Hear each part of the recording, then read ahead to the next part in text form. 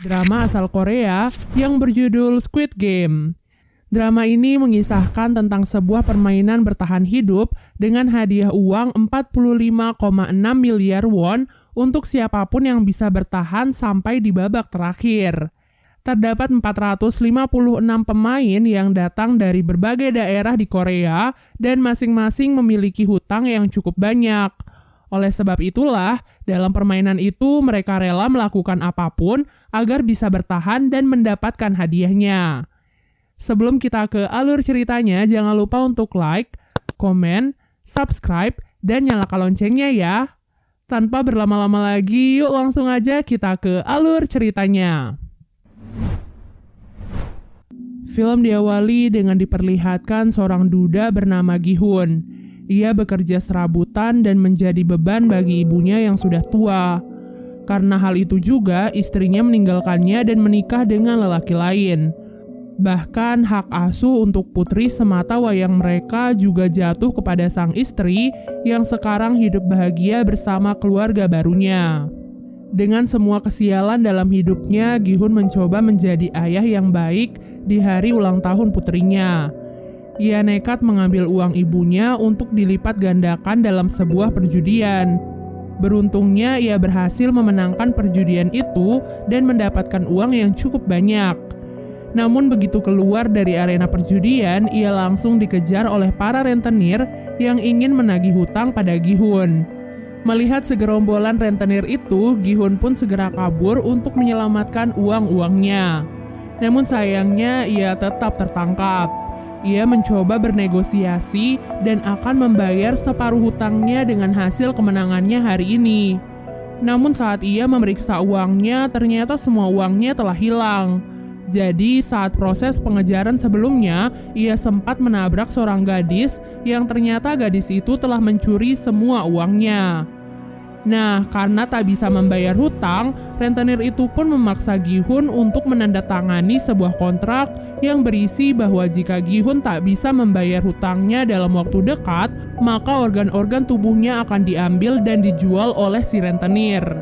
Semua kesialan hidupnya membuat ia frustasi karena di hari ulang tahun putrinya ia tak bisa membelikan makanan yang enak serta hadiah yang indah. Ia merasa telah gagal menjadi ayah yang baik untuk putrinya. Kini dalam hidupnya yang tersisa hanyalah kemalangan serta hutang yang tak akan sanggup ia bayar. Di tengah keputusasaannya itu, Gi-hun pun mendapatkan secercah harapan. Saat itu, seorang pemuda memberikannya sebuah tiket masuk ke dalam sebuah permainan. Pemuda itu berkata bahwa jika Gi-hun berhasil menyelesaikan permainan di sana, maka ia akan mendapatkan uang yang sangat banyak. Mendengar hal itu, Gi-hun pun langsung tertarik dan mengikuti apa kata pemuda tersebut. Singkat cerita, Gi-hun dan orang-orang lain yang bernasib sama sepertinya dibawa menggunakan sebuah mobil. Mereka pun dibius untuk menjaga kerahasiaan tempat permainan tersebut. Selain itu, semua HP dan barang bawaan mereka juga disita dan akan dikembalikan nanti saat mereka pulang. Terdapat 456 peserta yang dikumpulkan di dalam sebuah ruangan besar. Tempat permainan itu dikelola oleh seseorang misterius bertopeng hitam dengan anak-anak buahnya yang menggunakan pakaian serba merah. Mereka sangat merahasiakan semuanya, bahkan identitas mereka tak boleh diketahui oleh siapapun. Di sana, Gi-hun bertemu dengan beberapa peserta lain.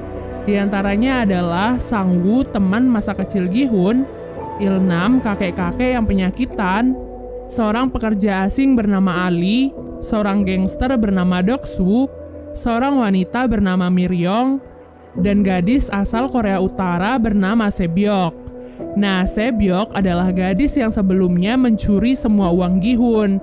Jadi saat melihatnya, Gi-hun pun menjadi sangat marah. Namun belum sempat membalaskan dendamnya, para panitia pun datang ke ruangan mereka.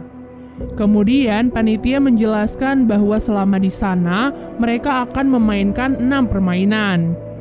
Adapun beberapa aturan yang harus disetujui oleh para pemain sebelum memulai permainan, di mana pemain tidak boleh berhenti di tengah permainan, lalu pemain yang menolak bermain akan langsung dieliminasi, Dan yang terakhir, permainan akan dihentikan jika mayoritas dari peserta menyetujuinya. Setelah menyetujui semua persyaratan itu, para peserta pun diarahkan ke ruangan berbeda untuk memulai permainan yang pertama. Permainan pertama yang akan mereka mainkan adalah lampu merah, lampu hijau. Terdapat sebuah robot raksasa di ujung ruangan yang akan bertugas sebagai penjaga. Nah, saat sang robot berkata lampu hijau, para pemain diperbolehkan untuk bergerak secepat mungkin agar mereka bisa segera sampai di garis finish sebelum waktunya habis. Namun, saat robot itu berkata lampu merah, maka para pemain tidak boleh bergerak sama sekali. Karena jika ketahuan oleh si robot, maka mereka akan langsung dieliminasi. Terdengar cukup simpel ya, namun kenyataan yang sebenarnya jauh lebih mengerikan. Bagaimana tidak, maksud dieliminasi dari permainan bukan hanya sekedar dikeluarkan, tapi ditembak hingga tewas. Peluru datang dari berbagai sudut. Semuanya telah diatur agar langsung menembak siapapun yang bergerak selama lampu merah. Karena hal itu, para peserta pun terkejut dan mulai berhamburan di arena permainan. Sayangnya tindakan itu bukannya membantu mereka, melainkan membuat mereka semua mati sia-sia. Gi-hun dan beberapa pemain yang masih tersisa terpaksa harus terus menyelesaikan permainan meskipun mereka harus melihat ratusan mayat yang tergeletak tak terurus di sekitar mereka. Mereka harus tetap berkonsentrasi agar bisa segera sampai di garis finish dengan aman dan tidak kehabisan waktu. Mereka yang sudah melewati garis finish sebelum waktu habis akan dinyatakan lolos dari permainan pertama dan berhak melaju ke permainan selanjutnya. Gi-hun yang sebelumnya tertinggal mencoba untuk berlari sekencang mungkin di detik-detik terakhirnya. Namun sayangnya ia malah terpeleset dan hampir jatuh. Beruntungnya Ali yang berada di belakang Gi-hun berhasil menarik bajunya sehingga ia bisa bertahan dan akhirnya lolos dari permainan pertama. Sedangkan mereka yang masih tersisa karena kehabisan waktu langsung dinyatakan kalah dan ditembaki satu persatu. Setelah menyelesaikan permainan pertama, para peserta pun kembali dikumpulkan di kamar mereka. Dari 456 peserta, kini hanya tersisa 201 peserta saja. Para peserta yang masih tersisa sangat ketakutan karena apa yang terjadi di permainan pertama. Alhasil, mereka pun sepakat untuk menyudahi semua itu dengan melakukan voting. Sebelum melakukan voting, panitia mengingatkan kepada mereka bahwa kini hadiah yang terkumpul sudah mencapai lebih dari 25 miliar. Hal itu diakumulasikan dengan jumlah para peserta yang telah gugur. Dan jika mereka memilih untuk berhenti dari permainan ini, maka mereka akan dipulangkan tanpa membawa uang sepeser pun.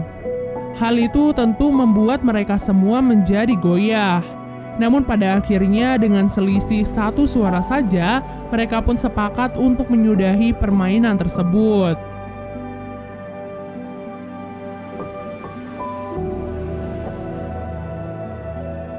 Setelah kesepakatan itu, para peserta pun akhirnya dipulangkan kembali ke daerah mereka masing-masing. Keesokan harinya, Gi-hun memutuskan untuk pergi ke kantor polisi dan melaporkan sindikat permainan yang kejam sebelumnya. Ia pun menceritakan semua kejadiannya sejak awal mereka dibawa sampai kembali dipulangkan. Polisi yang mendengar semua ceritanya hanya bisa tertawa. Kemudian Gi-hun pun memberikan tiket permainan yang sebelumnya ia dapatkan dari pemuda misterius sebelumnya. Di sana terdapat sebuah nomor telepon yang bisa dihubungi. Namun ketika si polisi mencoba mengkonfirmasi nomor itu, yang mengangkatnya malah seorang wanita biasa. Hal itu pun membuat polisi marah kepada Gi-hun dan menganggapnya telah gila. Tak lama kemudian, seorang polisi bernama Junho baru saja tiba di kantor polisi tersebut. Entah apa alasannya, ia terlihat tertarik dengan tiket permainan yang dibawa oleh Gi-hun. Ia bahkan meminta identitas Gi-hun pada para polisi yang mendengarkan cerita Gi-hun sebelumnya. Junho sepertinya mengetahui sesuatu yang janggal dari permainan tersebut. Tak disangka, ia juga memiliki tiket yang sama persis dengan milik Gi-hun. Tiket itu diketahui milik kakaknya yang sudah lama menghilang. Junho pun merasa bahwa kakaknya pasti ada di tempat permainan tersebut. Di tempat lainnya, Gi-hun yang pulang ke rumahnya merasa kebingungan mencari ibunya. Ternyata ibu Gi-hun saat ini dirawat di rumah sakit karena menderita penyakit diabetes akut. Bahkan dokter menyarankan kepadanya untuk segera melakukan operasi. Namun sang ibu justru memilih untuk pulang karena tak sanggup membayar biaya pengobatan di rumah sakit. Hal itu pun membuat Gi-hun sedih dan kecewa pada dirinya sendiri. Ia bahkan nekat meminjam uang pada mantan istrinya demi bisa membayar biaya pengobatan ibunya. Namun yang ia dapatkan malah hinaan dari suami baru mantan istrinya yang juga bahkan melarangnya untuk mendekati putri kandungnya sendiri. Hal itu pun tentu membuat Gi-hun marah dan langsung menghajar lelaki tersebut. Kini Gi-hun pun sadar bahwa apa yang dikatakan panitia permainan itu benar adanya. Dunia luar jauh lebih kejam dari apa yang terjadi di dalam sana. Mereka akan tetap dikejar hutang dan mati di tangan rentenir. Semua kenyataan pahit dunia pun membuat Gi-hun dan yang lainnya tertarik untuk masuk lagi ke dalam arena permainan. Pada malam harinya, mereka semua pun berkumpul dan dijemput seperti saat pertama kali ikut serta. Namun, kini yang berbeda adalah mereka bisa lebih mempersiapkan diri karena sudah tahu apa yang akan terjadi di dalamnya. Dari arah lain, Junho ternyata juga ikut menyusup ke dalam mobil. Kali ini ia bertekad untuk bisa masuk ke dalam arena permainan agar bisa menemukan kakaknya yang hilang. Ia pun menghajar seorang panitia dan mengambil kostumnya agar ia bisa menyamar tanpa diketahui oleh siapapun.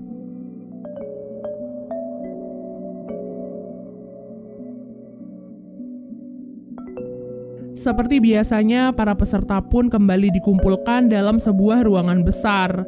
Namun tak diduga ada beberapa dari mereka kali ini datang dengan persiapan, yaitu membawa sebuah senjata atau barang-barang kecil yang mereka perlukan. Dari 201 peserta awal, kini tersisa 187 orang yang memutuskan untuk ikut serta kembali. Yang berarti hadiahnya juga semakin bertambah. Di waktu yang sama, Junho yang kebingungan juga kini harus menyamar menjadi panitia di dalam aula permainan tersebut.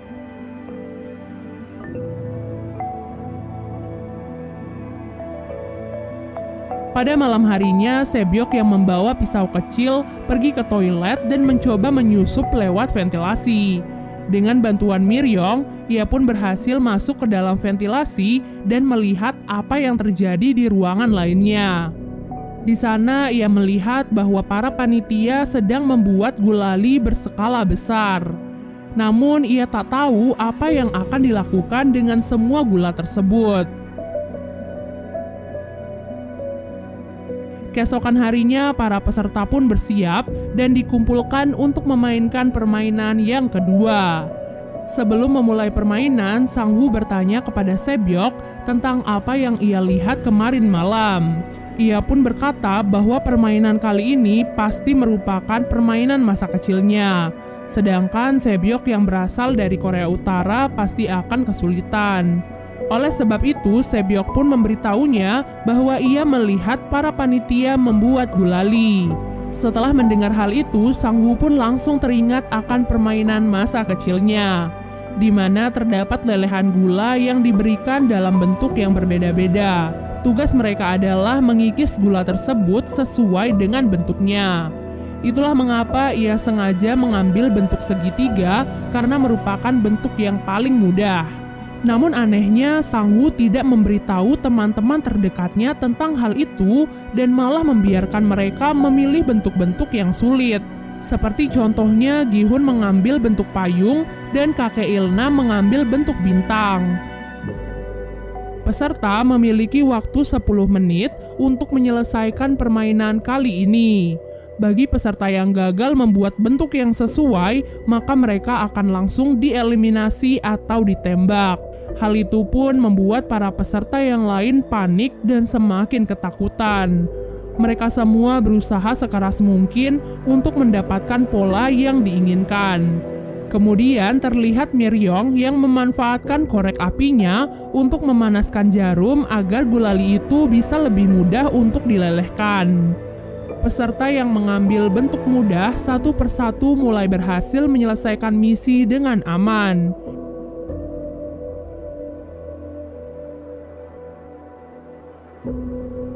Namun yang menjadi masalah adalah para peserta yang mengambil bentuk-bentuk yang sulit. Ditambah mereka juga dikejar oleh waktu yang semakin berkurang. Dalam proses permainan itu, Junho pun mulai dicurigai oleh panitia lain karena ia terlihat kebingungan dan seperti tidak mengetahui tugasnya di sana. Di menit-menit terakhir, Gi-hun pun mendapatkan ide cemerlang agar ia bisa menyelesaikan misi dengan cepat. Saat itu, ia melihat bahwa gulali mereka telah memiliki polanya. Jadi yang harus mereka lakukan adalah menjilati gulali itu sampai bisa dipisahkan dari polanya tersebut. Hal itu adalah cara tercepat yang bisa mereka lakukan saat ini jika ingin selamat. Para peserta yang melihat Gi-hun pun langsung mengikuti triknya. Tak disangka hal itu pun sangat membantu mereka sehingga beberapa peserta termasuk Gi-hun dan kakek Ilnam berhasil menyelesaikan misi dengan aman. Namun ada seorang peserta yang gagal mencoba melawan seorang panitia. Oleh sebab itu, panitia yang lain pun langsung menembak peserta yang lain agar mereka tidak memiliki kesempatan untuk melawan. Peserta itu pun menodongkan pistol ke arah panitia tersebut dan memintanya untuk melepaskan topeng. Namun begitu ia melepaskan topengnya, ia pun langsung ditembak oleh penyelenggara permainan. Jadi semua panitia di sana telah memiliki perjanjian bahwa mereka dilarang membuka topeng atau identitas mereka di dalam aula permainan, kecuali saat mereka berada di dalam kamar dan sendirian. Semua itu dilakukan untuk menjaga semua kerahasiaan dari permainan tersebut. Dan part 1 pun akhirnya selesai. Siapa ya kira-kira dalang dari permainan ini? Dan apa ya kira-kira yang akan terjadi selanjutnya pada Gi-hun dan yang lainnya? Pastinya bakalan lebih seru guys. So kalau kalian penasaran, jangan lupa untuk komen sebanyak-banyaknya ya, biar Mimin semakin semangat buat ngelanjutin drama ini. Sampai jumpa guys, bye!